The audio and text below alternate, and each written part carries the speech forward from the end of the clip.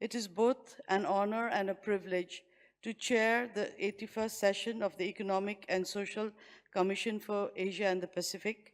I extend my heartfelt appreciation to the outgoing chair for her leadership, as well as to the Executive Secretary and SCAP for her unwavering commitment to advancing inclusive and sustainable development in our region.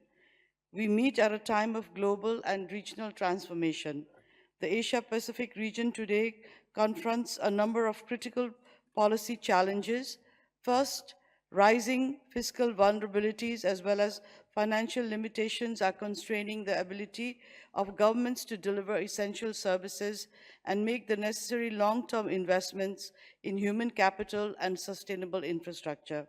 Second, trade fragmentation and protectionist trends threaten to reverse hard-won development gains. Third, the digital divide, particularly between urban and rural communities, remains stark.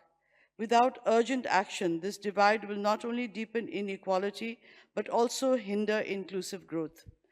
Fourth, social protection systems remain inadequate. We must significantly increase investments in social protection, drawing from best practices across the globe and tailoring them to our regional context. Fifth, the Asia-Pacific region is on the front lines of climate-induced disasters. Our cities and communities are vulnerable to devastating floods, droughts, and extreme weather events.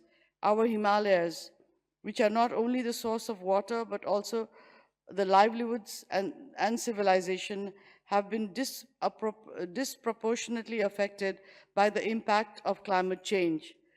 Building climate resilience and investing in early warning systems is not a choice, but a necessity. And Nepal is going to organize a dialogue precisely on this issue on the 16th and 18th, from the 16th to the 18th of May, on the topic Sagarmatha Sambad, or the Everest Dialogue. However, it is good to see that in response, many of our governments have already taken important steps. But if we are to succeed in protecting the well-being of our people and planet, we must do more, and we must do it together. This brings me to the theme of this session: regional cooperation for resilient and sustainable urban development in Asia and the Pacific. Urban areas are, of course, the engines of growth.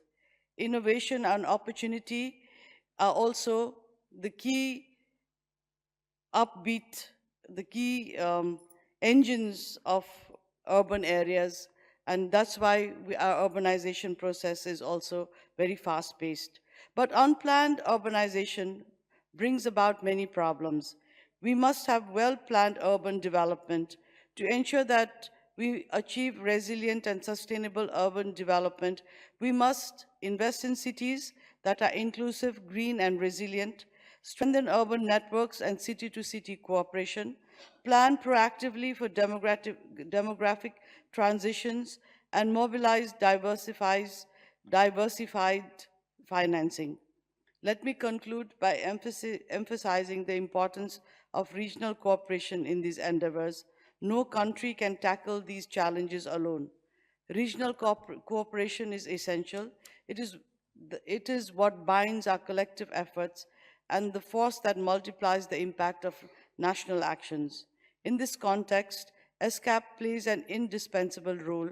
As the regional development arm of the United Nations, ESCAP provides a common and action-oriented platform for dialogue, knowledge exchange, and policy innovation.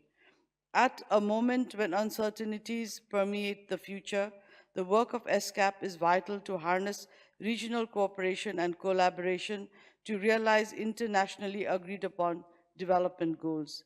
Excellencies, the road ahead is challenging, but with the spirit of cooperation that defines our region and with the vital work of ESCAP, we can overcome these obstacles. Let us reaffirm our shared commitment to inclusive development, to regional cooperation, and to the values of the United Nations. Let us strengthen our collaboration for the well-being of our people and the future of our planet. Secretary, distinguished delegates, I thank you all for the has recorded a message to the Commission. May I invite the conference room officer to kindly play the video. Distinguished delegates, it is both an honor and a privilege. Will take place on the ground floor of the Secretariat building, and we invite all that. This time we shall break and